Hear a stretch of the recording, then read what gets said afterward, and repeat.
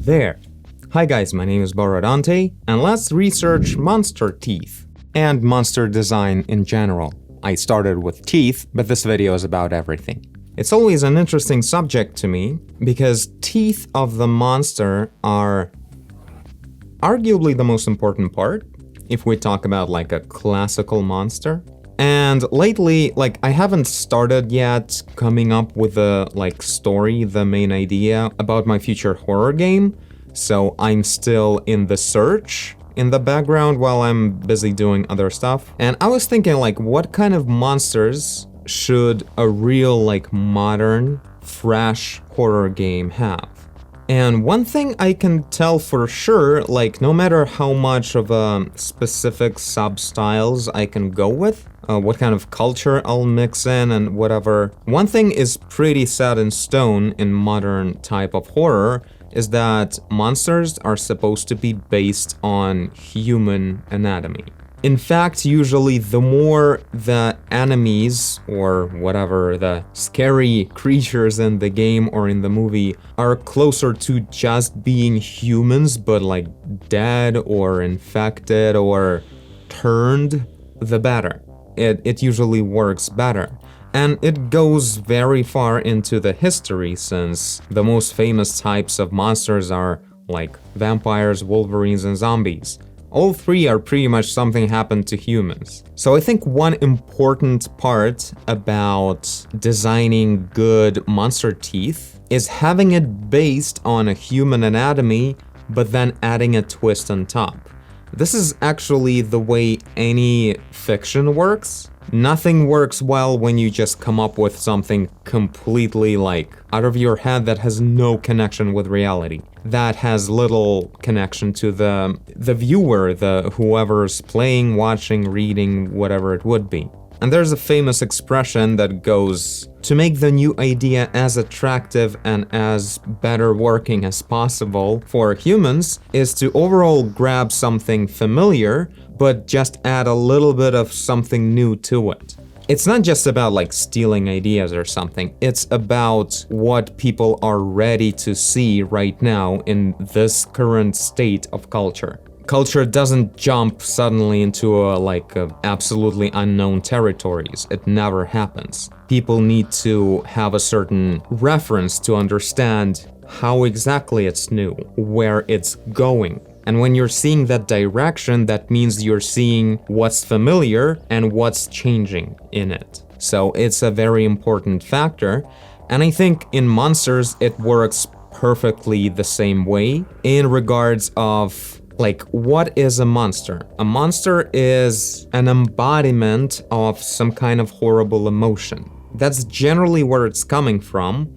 In one way or another, it's some kind of distortion of human nature by influencing it with some kind of feeling of fear, feeling of suffering, or anger, or maybe lust or predatory nature. That's the way you get vampires, for instance. So yeah, that's one key element. We have to start with human anatomy, but then work from it by distorting it while thinking about how exactly this certain aspect, whatever we choose, be it fear or, being hurt, a pretty popular other kind, how exactly it would distort the anatomy and maybe even fuse the body with something else, with an animal or with things like we've seen in Silent Hill, right? We have a bunch of rusty metallic elements. So in terms of teeth, I really think that the key to it is to make sure you understand what these teeth are supposed to do.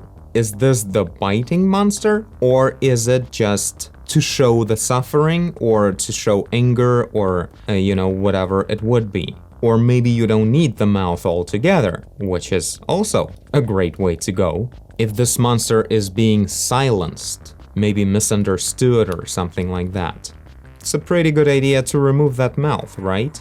But yeah, if the monster is generally not going to attack anyone with their teeth, then teeth shouldn't be exaggerated at all. Otherwise, it actually looks kind of weird when, you know, you're seeing a monster with huge spiky teeth, but they're not, like, they actually have this other thing that they're eating with their, I don't know, belly mouth they have or something like that. Like, why these teeth then? You know? So a lot of the times it actually looks pretty cool when a monster would be very horrific and distorted and whatever, but the teeth would be almost like just human. And it's actually kind of cool to leave one feature just normal as a human being. That makes the expression on the monster a lot more expressive, like it shows the emotions that we're supposed to see in this monster a lot better.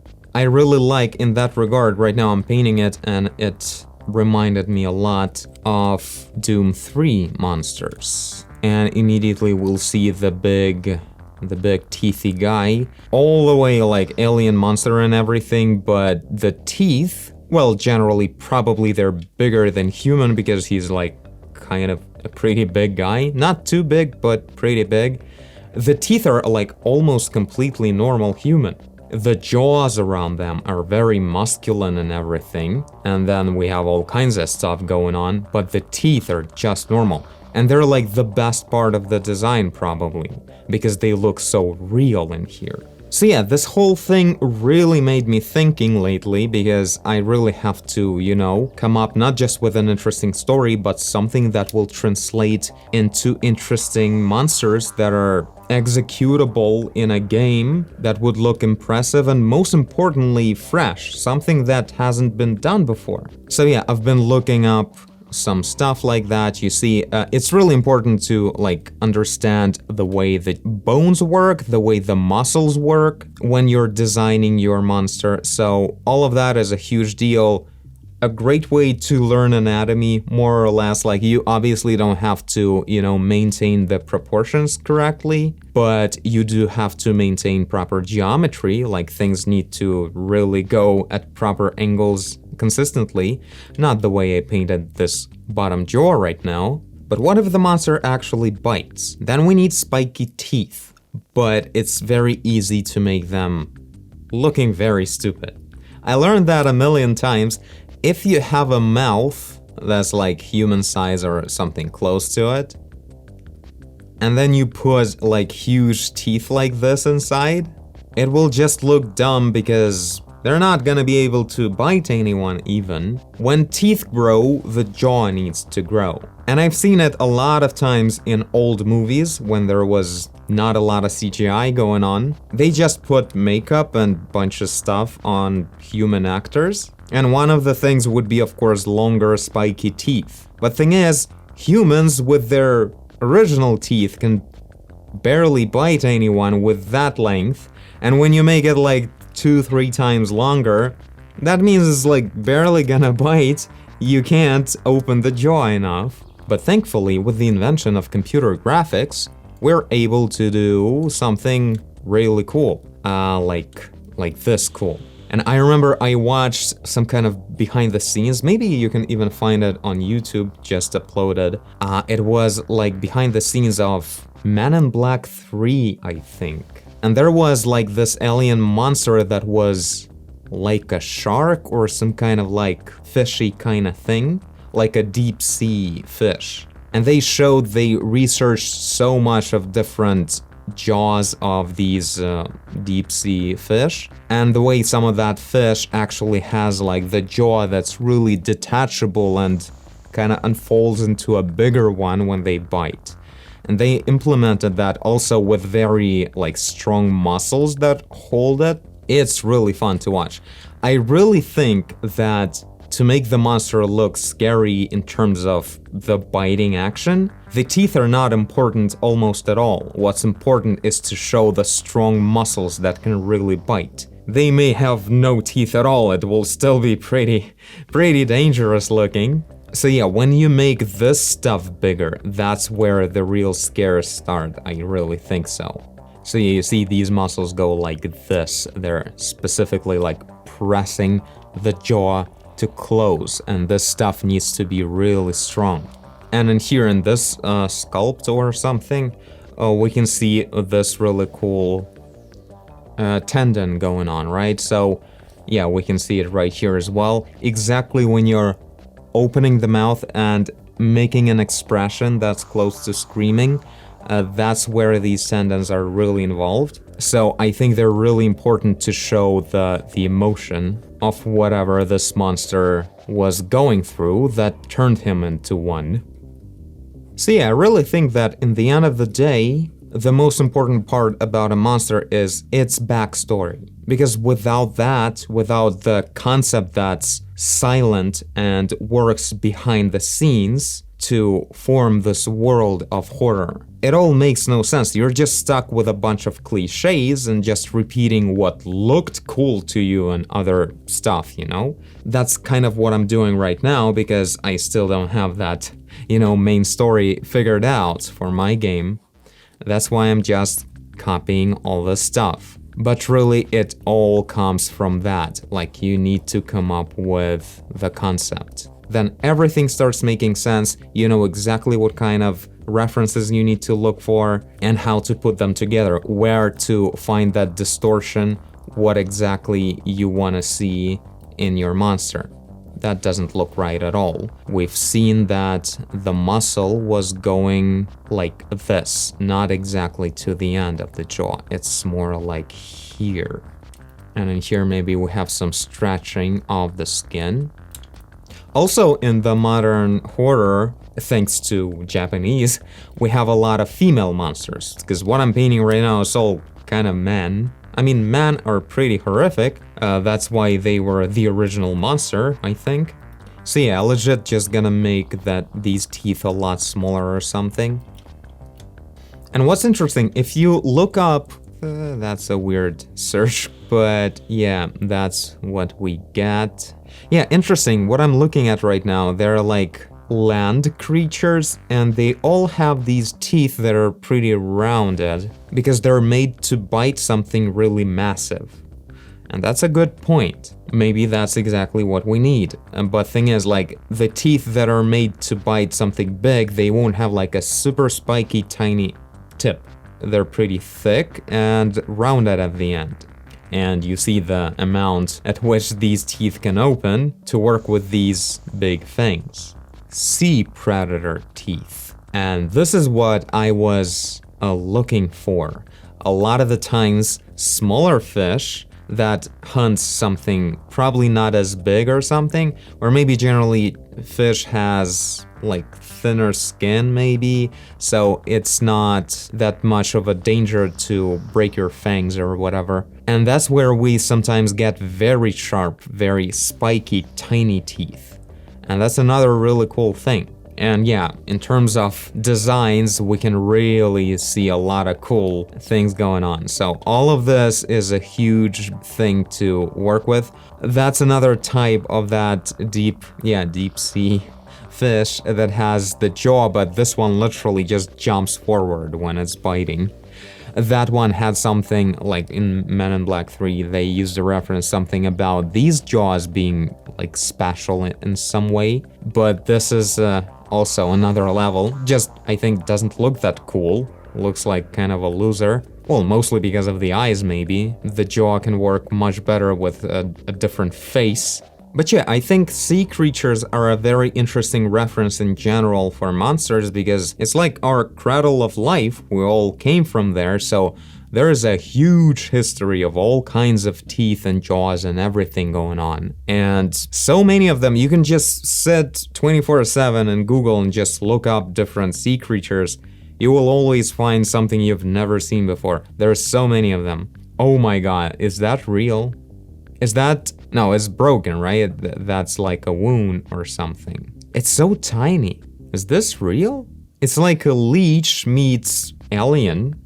This one literally has the upper jaw literally split in two halves. I wonder if it's damaged like that or is this jaw like that? But that's an interesting idea as well. And all of that blended in carefully into human anatomy, distorting it strong enough to look very weird, but close enough to human to see how exactly it's wrong. That's the best stuff. But always keep in mind that it shouldn't be just, a mindless blend of things.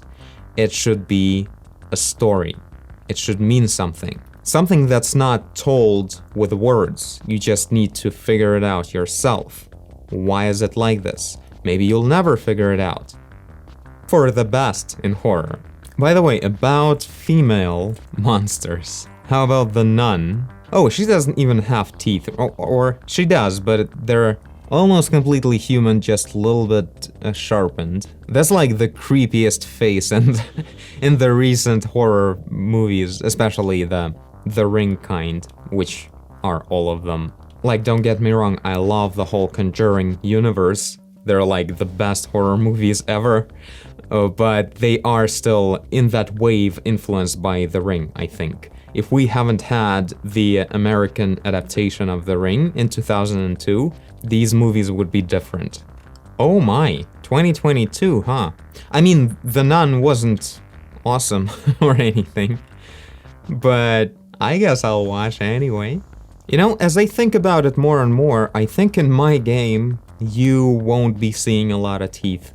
I feel like it's a lot more fresh and interesting to go literally the other way. Instead of monsters being hostile in general, they should be, like, obviously hostile, but that hostility is growing from them being somehow in hostility themselves or whatever. Like, when you can see complexity to their hostility. First of all, I think it's a huge fear factor that's very interesting. It always looks a lot more scary to see someone aggressive because they were hurt. You feel like whoever's been hurt, they now have some kind of moral justification to hurt you. Especially when it's someone who you don't understand the nature of. When you see any animal or something when they're hurt or being cornered, the thing they do is usually attack, fighting for their life. But that's like the primal kind of it, and a lot more interesting kind for a monster, I think, is to go with overly exaggerated, incredibly strong, complex human emotion of suffering specifically, not just fear. So I mentioned before, what about making a toothless monster? Like literally just naked gums? And I feel like that would be pretty cool. It's probably been somewhere already as well, but this way we get like certain distortions, certain interesting elements to play around with that at the same time shows that there's been suffering going on already with this character, like how did they lose all of their teeth? Anyhow, of course, some kind of straps or ropes. So with this kind of look, this would be a guy who's maybe blind, but like there's an emphasis on his ears, which always makes for a great game mechanics of, you know, having to be very quiet specifically. Oh, that's one way to do it, of course, but it doesn't cover the eyes enough. What about going a very different route? How much can we really lift the upper lip? That, of course, was a rhetorical question. How does a nose look like nose without skin? Oh my god. Well, I was going for some kind of 3D model, and I'm not seeing 3D models? Yeah, like they either show them under skin or it's like a skull then and it has only bones without cartilage. And with cartilage, it's never like a legit image that could serve as a good reference. Like they're showing this whole thing as cartilage. Is it? I thought these areas are like only skin? It's like a very soft cartilage, but I meant like, obviously that kind of stuff wouldn't survive our endeavor in here. So I'm really lifting that lip up a lot. And the only cartilage that would survive that is the one that extends the bone of the nose forward in the very middle, like this middle one. How exactly it would, you know, go? It's probably like this, like a bit of a Michael Jackson look. I would go with something like that. But yeah, not just like lines like this. We really need to look at the way muscles go there. Alright, muscles are on the lip. Like those muscles.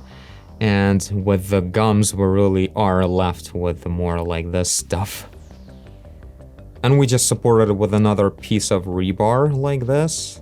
Again, this is not a great design of the monster because it doesn't come from, you know, actual concept. Like, this guy is all over the place. I don't know, he's been just really tortured, but what's the point? Is the way many, like, indie games have a problem with that. You know, if you're playing Resident Evil, there's like the full world, the full story. As cheesy as it is sometimes or whatever, there's full consistency in what's going on and where all the creatures are coming from. And with many indie games, it's like not the case at all. Sometimes they just repeat what they saw in that game or this movie or whatever.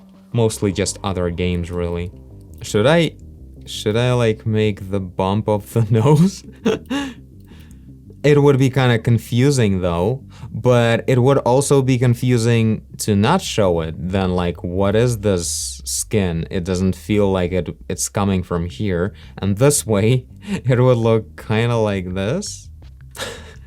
With nostrils too? What the hell? Well, this is kind of like grotesque gore now. Before this detail, it was at least a little bit aesthetically cool. And now we're getting into that grotesque part. I mean, grotesque is a very wide thing. Like, you can say all of this is completely grotesque, but I disagree. So it's like really going like just on top of this muscle here. It's not gonna be visible there at all. Okay, I have to fix this stuff. It's kind of killing me. There's like another thing, like when you're creating a design like that, if you're adding something that's not organic, hard surface, you gotta make sure it's actually precise and straight. With organic stuff, you know, you can easily just hand draw everything, but details like this won't look serious unless you make them actually precise. We can go ahead and connect like this then as well, just to hold things in place, kind of. Or should we not overwork this part anymore? And should we just connect two rings on opposite sides just like this? I feel like this would be a much better thing because the top of the head is very empty. It doesn't really make sense to draw any kind of ropes or laces in here unless we can utilize it somehow. Well, I mean, if there would be a story behind the character, maybe it would be a long stick with a lantern, you know? I feel like I've seen it somewhere as well, but like what kind of story would it even imply? This guy should get even smaller. I don't like this guy. So I like that idea of like dual upper jaw. We've had a lot of dual bottom jaws, like in Blade 2, remember? Vampires with dual jaws, they actually opened. And of course in Predator, but the upper jaw that I kinda saw on that fish is kinda cool. And I feel like playing with it, maybe. Okay, we need to like go a bit at 45 degrees, of course. Sideways is cool, but then you need to show forward to finish the design, you know? And if we just use one angle, then 45 is probably the best way to go, obviously. So the fish pretty much just has almost like the upper lip, well, absence of the upper, like the jaw goes almost like on top of the rest of the face. Maybe that split is coming from the fact that instead of the nose is absent, and then it never, like the whole of the nose never reconnects into the upper jaw. That's why we have dual jaw like this. But not only, I mean, it's not just injured, it's just the way it goes. I feel like this kind of design would be really cool to search in sculpting, while this kind of design is great to search in drawing. Because in here, a lot of specific details that, you know, look good only if you show them with that detail. And, you know, in sculpting, adding a bunch of separate objects that connect and everything, it's a bit slower than in drawing, I would say. Of course, you can get fast at anything, but when it comes to just one shape that is unusual, like complex geometry, I feel like I may really fail that in drawing, but in sculpting it would be a joy to work with. The eyes are kind of really big, looks like a stupid cartoon. Cause yeah, one thing I know for sure for my game is that I don't want to make another game about just ghosts in a house, you know, where just some kind of humanoid with no particular features shows up here and there. And not to bash any game, right now I'm playing Visage, and it's an amazing game. Really cool. In many ways it's really strong and surprising, but I feel like I won't bring in anything new to the indie horror game space if it will be another story about ghosts. Like, what originally made Silent Hill so amazing was specifically the design of these monsters that it has. They were incredibly unique for that time, you know, and still really no one's actually doing anything like that. They're just so Japanese and everything's super weird about them, and they have a very strong behind-the-scenes story. So that's really the perfect example in my school of monster building. I don't like these really massive eyebrows. It needs to be something weirder than that. Too much emotion in these eyes. I feel like this guy could use something really weird with the eyes. Like, this is a much more of a monster-y monster, because there's so much going on with everything, really. I didn't just change the jaw ended up changing the whole skull a whole lot. So now it's looking a lot more like an alien. I mean, we can always go with a nothing, but this looks really boring and feels like a missed opportunity, wasted potential. Yeah, by the way, speaking of aliens at all, I haven't really mentioned them when I was describing types of monsters and how they go. That's really a different genre that's like sci-fi horror. And in that regard, yeah, aliens are pretty much never, you know, the embodiment of some kind of emotion or something like that. I'm speaking about something closer to the ghost-like horror stories, where something is like being horrific at you and not just being found as a different kind of life or whatever, you know? Because an alien in a sci-fi movie is pretty much just an animal. It's just not from this planet. Well, an alien or an intelligent creature, but then it's not a monster, right? If it's an alien monster, it's probably just an animal. Like little anuses around eyeballs instead of eyelids. Probably pitch black or pure white, actually, right? Maybe pure white.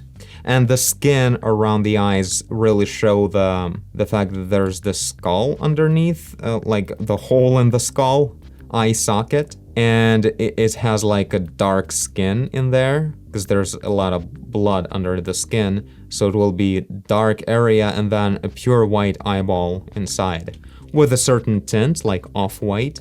And yeah, it's literally like non-directional. There are no eyelids. It's just like doing this literally like an anus. That's kind of interesting. I don't think I've ever seen that before. And we can, you know, go crazy with all kinds of stuff. Not from that direction though, it's like more like this. Also, this vertical part in here maybe implies that the tongue may be like a vertical ribbon in some way. Alright then, these are my thoughts on monsters. I started this video as monster teeth, but I guess it's generally thoughts on monsters in general, maybe on monster heads. I feel like I should be doing more videos specifically on this subject. And later on they will be a lot more directed because I'll be actually coming up with concepts for the game, so that will be also a thing. But for now, this is it. Share your thoughts, tell me which one is your favorite kind. Obviously the first two are not very detailed because I didn't like them, but if they would be detailed, which one would be your favorite? Also, another interesting question. Where have you seen the most interesting, unusual designs of monsters? Because that's a very important question. So many horror these days is just human-like something and that's it. But where do you see really interesting, unusual monsters with like an emphasis on their design? But for me, this is it. Thank you guys for watching, and I'll see you in the next video. Bye! I have this weird thing, like in the context of my channel, I almost was hesitant to start drawing like this guy, like it was a bit too much. I don't think it should be. I think we should go with this kind of stuff. Like, this is what is gonna happen now.